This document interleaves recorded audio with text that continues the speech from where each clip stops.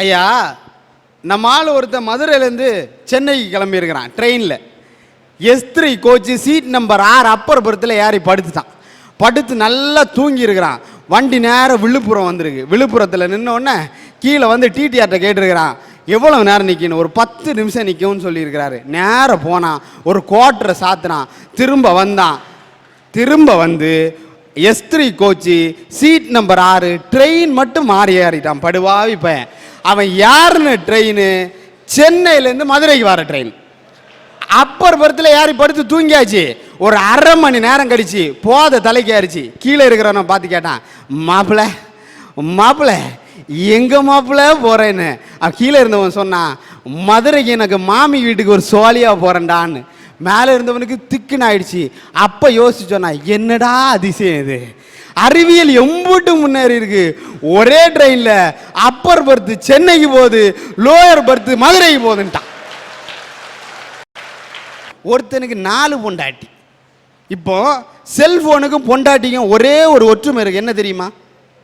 என்னன்னா ரெண்டும் கொஞ்சம் வெயிட் பண்ணியிருந்தானா வேற நல்ல மாடல் வாங்கியிருக்கலாமேன்னு தோணும். ஐயா ஒரு நிமிஷம், இப்படிதாங்க ஐயா.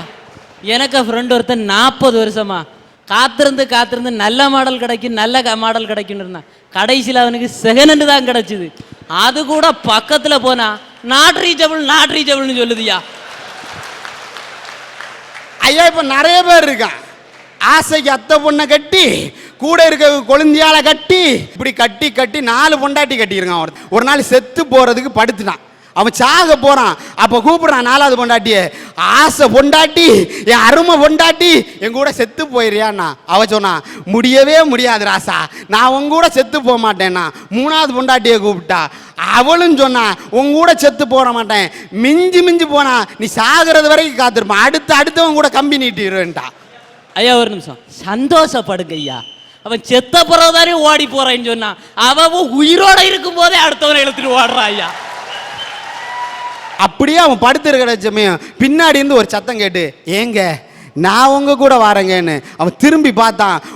பொண்டாட்டி எலும்பும் தோலமா பக்கத்தில் நின்றுட்டு இருந்தாலாம். ஐயா நான் 4 பொண்டாட்டி சொன்னேன் இல்லையா, இந்த 4வது பொண்டாட்டி நம்ம உடம்புங்க ஐயா, நம்ம உடம்பு. இந்த 3வது பொண்டாட்டி சொன்னோம் பார்த்தீங்களா, அது நம்ம படிச்சு வாங்கின பட்டமும் நம்ம வகிச்சிட்டு இருக்க பதவிகளும். இந்த 2வது பொண்டாட்டி சொன்னோம் பார்த்தீங்களா, அது நம்முடைய சுற்றமும் நம்முடைய நண்பர்களும். இந்த பொண்டாட்டி சொன்னோம் பார்த்தீங்களா, அதுதான் நம்ம ஐயா, அதுதான் நம்ம.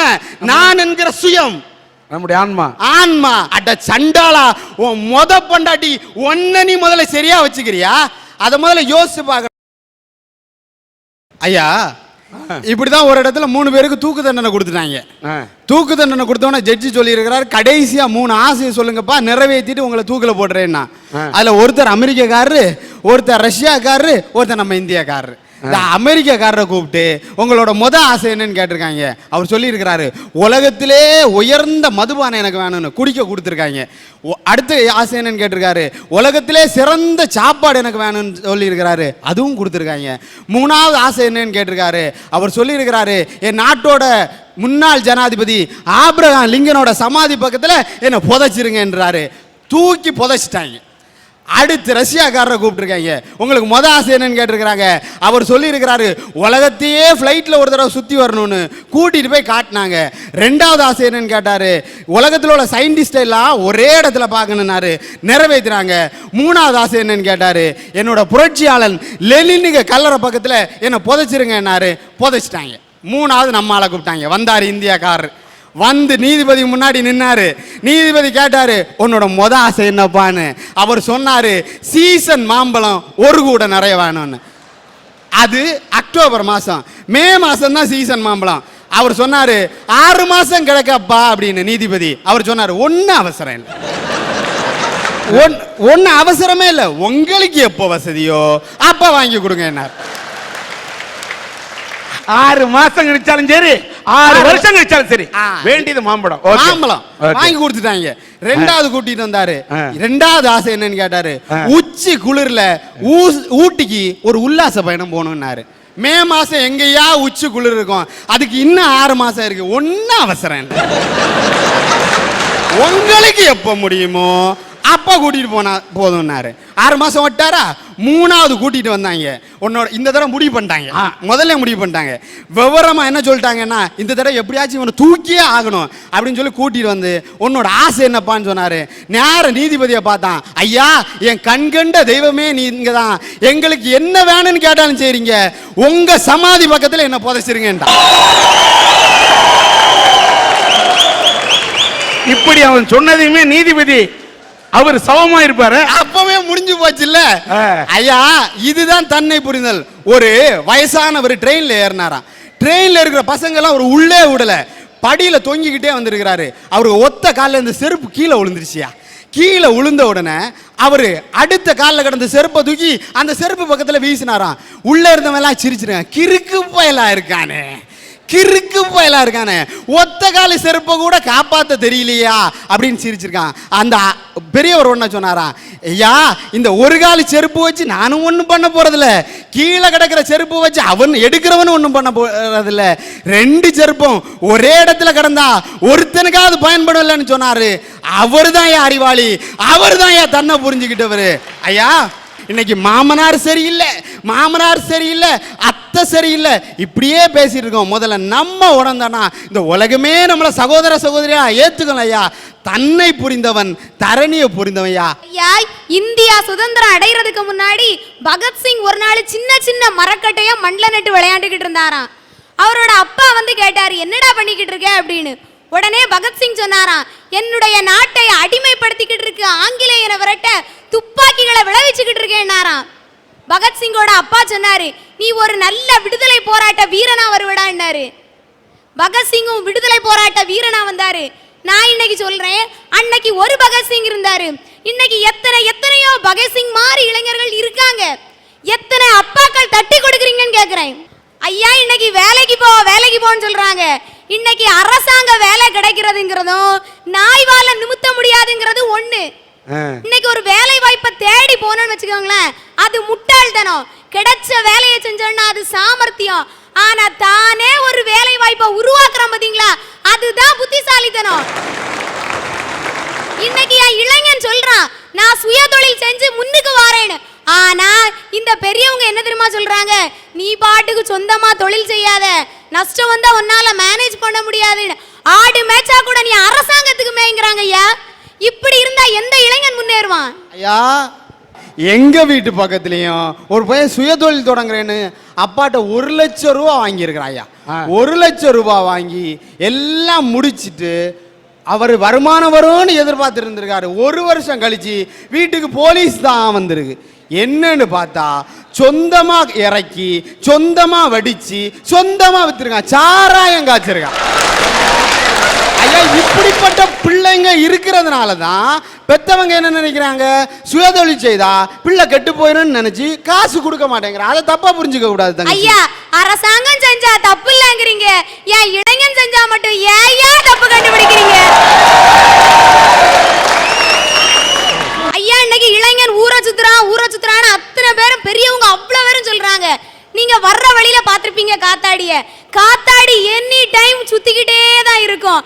ஆனா அதனால ஒரு வருமானம் கிடைச்சிக்கிட்டே இருக்கும். அதே மாதிரி தான் எங்க இளைஞர்களும் ஊரை சுத்துற மாதிரி தெரியும். ஆனா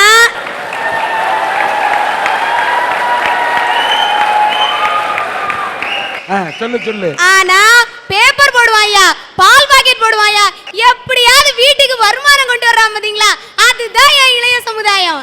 அம்மா, ஊரை சுத்துற மாதிரி இருக்குன்னு சொல்லி நீ காதல பூவை சுத்துற மாதிரி தெரியுது. நீ சொல்லுதே. ஐயா, ஒரு நிமிஷம். இளைஞன் ஊரை சுத்துறான்னு சொல்றாங்க. இளைஞன் தனியா சுத்துனா பரவாயில்லைங்க, பொம்பளை பிள்ளைய கூட்டிட்டுலாம் சுத்திட்டு இருக்கான். இல்ல வாழ்க்கையில் இதெல்லாம் சகஜமப்பா. எது சகஜமப்பா? ஒரு ஃபிகரோட சுத்தினா சகஜமப்பா, ஃபிகரா மாத்தி சுத்தினா சகஜமப்பா. ஐயா, இந்த வயசு போனா வேறு வயசு இல்ல, அழக ரசிக்கலன்னா அவன் பேர் மனுஷன் இல்ல.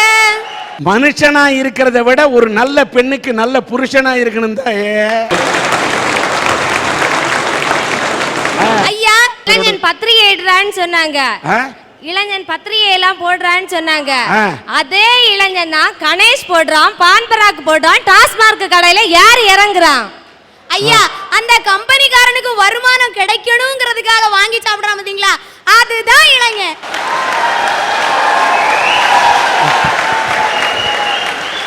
தாயே, என்ன அற்புதமான கருத்தெல்லாம் சொல்ற. இப்படி தப்பு தப்பா புரிஞ்சுக்கிட்ட பெரியவங்க இருக்க வரைக்கும் இளைஞன் முன்னேற மாட்டான்னு நான் பேச வந்திருக்கேன். சரிம்மா, சொல்லுங்க. ஐயா இன்னைக்கு பாத்தீங்கன்னா வெள்ளி அத்தனை என்ன பேச்சு தெரியுமா, எங்கள மாதிரி இளைஞர்கள் வரதட்சணை வாங்குறாங்களாம். எவ்வளவு கொடுமையா இருக்கு பாத்தீங்களா. ஏன் இளைஞன் வரதட்சணை இல்லாமலே கல்யாணம் பண்ணுவாயா? இன்னைக்கு ஒரு பையனுக்கும் ஒரு பிள்ளைக்கும் கல்யாணம்னு வச்சுக்கோமே, அந்த வீட்டுல இந்த வீட்டு பெருசும் அந்த வீட்டு பெருசும் பஜ்ஜி சொச்சி எல்லாம் சாப்பிடும். அதுல ஒரு பெருசு குரல் கொடுக்கும், மாயி எண்ணெய் வந்திருக்காக, மாப்பிள்ள மொக்கச்சாமி வந்திருக்காக, மற்றும் நம் உறவினர் எல்லாம் வந்திருக்காக, பாம்மா மின்னல் அப்படின்ன உடனே பாவம் அந்த பிள்ளை தரைய பார்த்துக்கிட்டே நடந்து வரும்.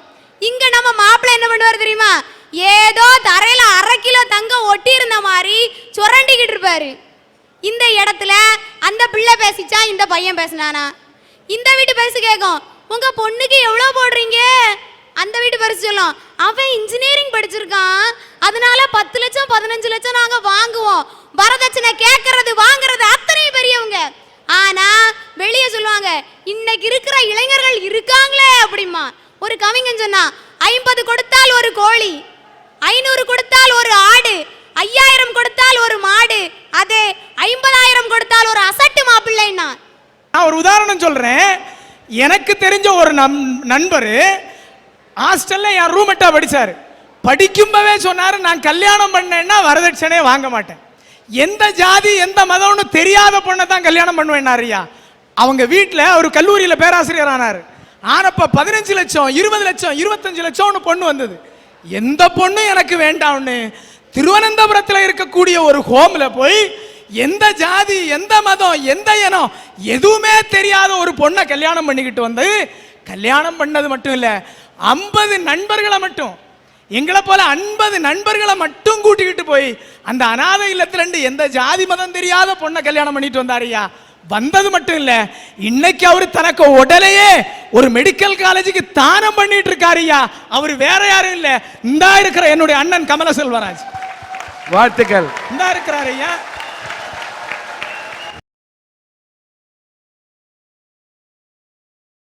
ஐயா இன்னைக்கு இளைஞர்களுக்கு அவ்வளவு பேருக்கு புத்தி சொல்றீங்கல்ல, நீங்கெல்லாம் எப்படி இருக்கீங்க? ஒரு வயசானவங்கள சொன்னேன். ஒரு கவிஞன் எழுதுனா, என்னவளே பல்லாயிரக்கணக்கான விளக்கில் அரைகுறை ஆடையில் இளசுகள் உலா வந்து வயசானவர்கள் இருந்து மார்க் போட்டால் உலகளகி போட்டியாம், அதே குட்டிச்சுவரில் இருந்து இளைஞர்கள் நாங்கள் மார்க் போட்டால் ஈவ்டீசிங்காம்னா. ஐயா, முதியோர்கள் எல்லாம் அழகு போட்டிக்கு மார்க் போடுறாங்கன்னா ஒரு பொண்ணோட அழகை பார்த்து அறிவை பார்த்து ஆற்றலை பார்த்து மார்க் போடுறாங்க. ஆனா இன்னைக்கு இருக்கிற சராசரி இளைஞர்கள் கல்லூரிக்கு வாசல்ல நின்றுகிட்டு கழுத்து இடுப்பு இதெல்லாம் பார்த்து மார்க் போட்டுட்டு இருக்காங்க ஐயா. 20 வயசு இளைஞனை நம்பி இங்க இருந்து இமயமலை வரைக்கும் ஏறி இறங்கிடலாம். ஆனா இந்த மாதிரி 60 வயசு கிழவனை நம்பி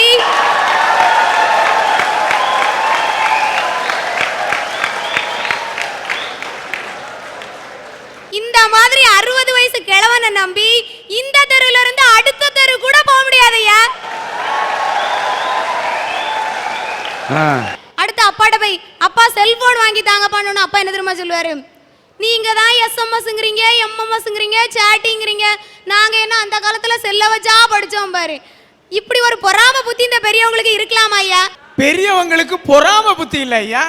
வீட்டுல போன் இருந்துச்சுன்னா வீட்டுல இருந்து அப்பாவுக்கு முன்னால அம்மாவுக்கு முன்னால இருந்து போனை எடுத்து ஹலோ என்ன ஏதுன்னு கேட்பான். இந்த செல்போன் வந்த பிறகு ஒரு அநியாயம் என்ன தெரியுமா ஐயா, போனை எடுத்துக்கிட்டு போன் வந்தோடனே வீட்டுல இருந்து வெளியே ஓடிடுறான். வெளியே ஓடினா மட்டும் இல்லை ஐயா, ஒரு தென்னை மரத்தை பிடிச்சுக்கிட்டு அன்பே கண்ணே கன்னியாமுதே அம்மா 1 மணிக்கூர் பேசுறான் ஐயா. இதனால தான் இந்த தேவையில்லாத விஷயம் வேண்டாம்னு வாங்கி கொடுக்கலாமா. வழுக்க தாத்தா உட்காருங்க, நான் மேட்ருக்கு வரேன். ஐயா ஒரு நிமிஷம், நான் ஒரு நாள் எனக்கு பொண்டாட்டிக்கிட்ட போன்ல பேசிக்கிட்டு இருந்தேன், செல்போன்ல திடீர்னு கட் ஆயிடுச்சு ஐயா. திரும்ப முயற்சி பண்ணினேன். நீங்கள் தொடர்பு கொண்ட வாடிக்கையாளர் வேறு ஒரு நபரோட தொடர்பு வைத்திருக்கிறார், சற்று நேரம் கழித்து நீங்கள் தொடர்பு கொள்ள சொல்லி இப்படி இருக்குதையா இந்த காலத்து செல்போனுங்க நிலைமை. ஐயா இன்னைக்கு ஏதோ ஒரு ஊர்ல ஏதாவது ஒரு சின்ன பிள்ளைக்கு பிளட் டொனேட் பண்ணனும்னு வச்சுக்கோங்களேன், அந்த மெசேஜை உடனே எங்க இளைஞர்களுக்கு தான் அனுப்புவோம். ஏன்னா கொடுக்கறதுல நாங்க கொடைவள்ளல். ஐயா உங்களால இது முடியுமா? கொடுக்கறதுல மட்டும் இல்ல, 1000ல் ஒரு நாள், வருஷத்துக்கு 365 நாள் உண்டுன்னா ஒரு நாள் தான் பிளட் டொனேஷனுக்கு எஸ்எம்எஸ் அனுப்புவோம். மீதி எஸ்எம்எஸ் எல்லாம் ராத்திரி 11 மணிக்கு படிச்சு கொடுக்கிற டீச்சருக்கு அனுப்புறான். ஐயா எங்க விளங்குவான்னு கேட்க. இதெல்லாம் இந்த வயசுங்களுக்கு எப்படி தெரிஞ்சதுன்னு தான் எனக்கு தெரியல. நான் ஏதாவது பேசுறேன்னா பத்தியா விவரமா இருக்கிறேன். இன்னைக்கு பின்லாந்து நாட்டுல 2 இளைஞர்கள் 1865ல ஒரு பொருளை கண்டுபிடிச்சிட்டோம் அப்படின்னு அந்த நாட்டு கவர்மெண்ட்ட போய் பாட்டன் ரைட்ஸ் வாங்க போறாங்க. அந்த கவர்மெண்ட் கேட்டுச்சு, நீ கண்டுபிடிச்ச பொருளோட பேர் என்ன அப்படின்னு. நோக்கியா அப்படின்னு அந்த இளைஞர்கள் சொல்றாங்க. உடனே அந்த கவர்மெண்ட் கேட்டுச்சு, இது உன்னுடைய அம்மா பெயரா, அப்பா பெயரா, தம்பி பெயரா, யாரோட பேருன்னு. அந்த இளைஞர்கள் என்ன சொன்னாங்க தெரியுமா? இது என்னுடைய கிராமத்தின் பெயர்னா. அரசாங்கம் கேட்டுச்சு, ஏன்யா கிராமத்தோட பேரை வச்ச அப்படின்னு. அந்த இளைஞன் சொல்றான், இன்னைக்கு பல நாடுகள் இருக்குது, உலக மக்கள் அத்தனை பேருக்கும் தெரியும், என்னுடைய கிராமத்தை இந்த உலகத்துக்கு காட்டணும்னால நோக்கியான்னு வச்சேன்னா. அவன் கண்டுபிடிச்சதுதான் ஐயா இன்னைக்கு நம்ம அத்தனை பேர் கையிலையும் கொஞ்சி விளையாடுற நோக்கியா செல்போன். ஒரு இளைஞன் தன்னுடைய கிராமத்தையே புரிஞ்சு வெளியே கொண்டு வந்தான். ஒரு முதியவரால முடியல. ஆனா இந்த முதியவர்களை இன்னைக்கு வயசானவங்களை பொறுத்தளவுல இளைஞன் அனுபவத்தை கடந்து வந்திருக்காங்க. அவங்க நினைச்சா எங்களை புரிஞ்சுக்கிட்டு நல்லபடியா கொண்டு வர முடியும். ஆனா ஏன் இப்படி பண்றாங்கன்னு தெரியல. கடைசியா ஒன்ன சொல்றையா, இனிமையாவது எங்களை புரிஞ்சுக்கோங்க அப்படின்னு சொல்லி முடிக்கிறேன்.